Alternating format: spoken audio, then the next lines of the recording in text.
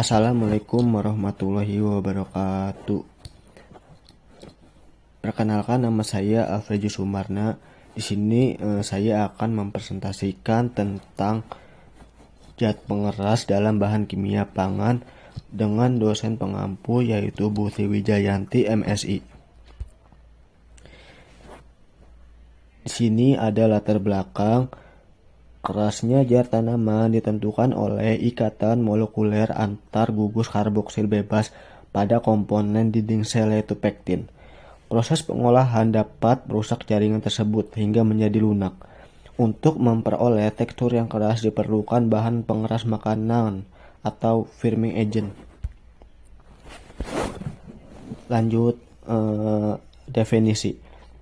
Jadi, sudah tahukah kalian apa itu pengeras dalam bahan tambahan pangan?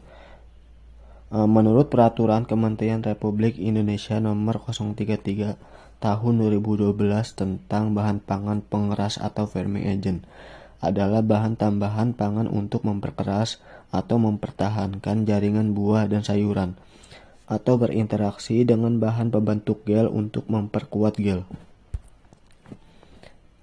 Adapun contoh bahan alami dan sintesis. Bahan alami yang digunakan sebagai zat pengeras dalam bahan pangan termasuk garam, gula, pektin, agar-agar, dan gelatin. Bahan buatan yang sering digunakan sebagai zat pengeras dalam bahan pangan salah satu contohnya yaitu kalsium klorida atau CaCl2. Adapun beberapa bahan pengeras yang diizinkan dalam bahan pangan beserta fungsinya dan ukuran batasan maksimal yang diizinkan antara lain. Yang pertama ada kalsium glukonat, berfungsi sebagai zat anti perekat dalam makanan dan memperkuat struktur makan. Dalam senyawa ini terdapat pada makanan, kaleng, roti, dan puding. Batasan yang diizinkan antara 200 sampai 800 mg per kilogram. Selanjutnya ada kalsium klorida, berfungsi sebagai senyawa pengikat logam dan memperkuat struktur makanan. Senyawa ini terdapat dalam makanan kaleng seperti kacang polong, dalam kaleng, tofu, dan dalam jus buah.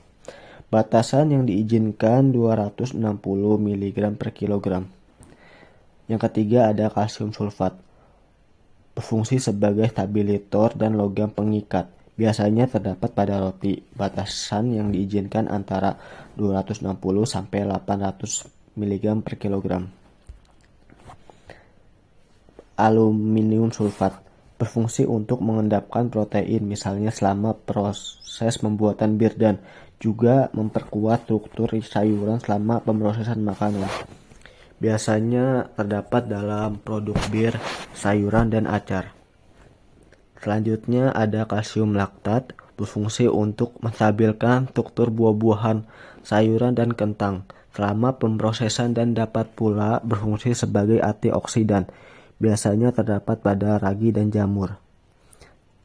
Dan yang terakhir ada kalsium sitrat, berfungsi sebagai penyangga untuk mengikat ion logam dan meningkatkan tekstur sayuran kaleng. Biasanya terdapat pada jamur. Dan selanjutnya berikut kelebihan dan kekurangan zat pengeras dalam bahan kimia pangan. Yang pertama yaitu menghilangkan ketergantungan air. Jadi zat pengeras membantu menghilangkan ketergantungan air pada makanan sehingga makanan menjadi lebih stabil dan tidak mudah rusak. Selanjutnya mengawetkan makanan. Jadi zat pengeras itu dapat memperlambat proses pembusukan makanan sehingga makanan dapat disimpan lebih lama dan tetap segar.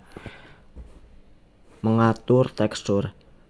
Zat pengeras membantu mengatur tekstur makanan seperti membuat makanan lebih keras atau lebih lembut sehingga meningkatkan kualitas makanan. Adapun kekurangan dari zat pengeras, yang pertama ketergantungan pada bahan kimia. Biasanya berbahan kimia yang dapat berbahaya jika dikonsumsi berlebihan. Kebanyakan zat pengeras dapat menyebabkan gejala seperti diare, lemah, mengantuk, demam, dan sakit kepala. Hilangnya nutrisi. Penggunaan zat pengeras dapat menghilangkan beberapa nutrisi dari makanan seperti vitamin dan mineral, sehingga makanan menjadi kurang bergizi. Yang terakhir ada ketergantungan pada dosis. Zat pengeras harus digunakan dalam dosis yang tepat, jika tidak dapat menyebabkan efek samping yang berbahaya. Ketergantungan pada dosis dapat menyebabkan kesehatan jangka panjang. Ada dampak firming agent atau zat pengeras terhadap kesehatan. Jadi, selain dapat meningkatkan struktur makanan dan berfungsi sebagai pengeras, penggunaan yang berlebih dan jangka panjang terhadap firming agent juga mempunyai dampak lain terhadap kesehatan, seperti dapat menimbulkan gangguan pada sistem pencernaan disebabkan oleh senyawa kalsium glukonat dalam pengeras, mengganggu fungsi hati disebabkan oleh senyawa aluminium sulfat, dan dapat mengganggu perkembangan enzim-enzim pada balita dan bayi. Kalsium laktat. Di sini ada contoh kasusnya. Studi kasus 1 penggunaan kalsium klorida dalam pengalengan buah.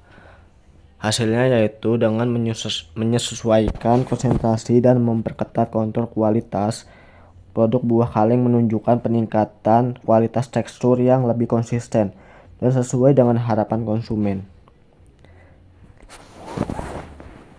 Adapun cara untuk mendeteksi zat pengeras dalam bahan pangan. Yang pertama ada pembacaan label. Baca label pada kemasan makanan untuk mengetahui bahan tambahan yang digunakan.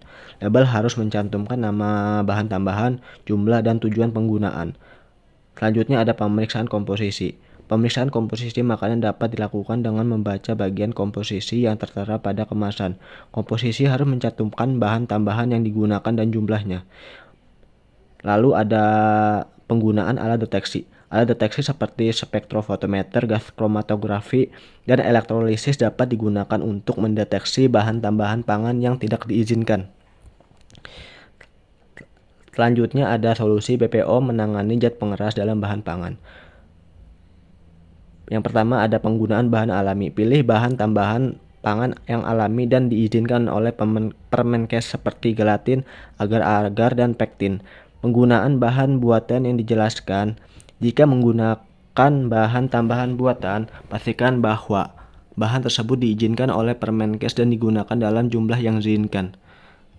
Penggunaan bahan yang dilarang. Hindari penggunaan bahan tambahan pangan yang dilarang oleh Permenkes seperti borak, formalin, dan rodamin B. Penggunaan bahan yang berbahaya. Jika menggunakan bahan tambahan yang berbahaya, pastikan bahwa bahan tersebut digunakan dalam jumlah yang diizinkan dan tidak melebihi ambang batas maksimal yang ditetapkan.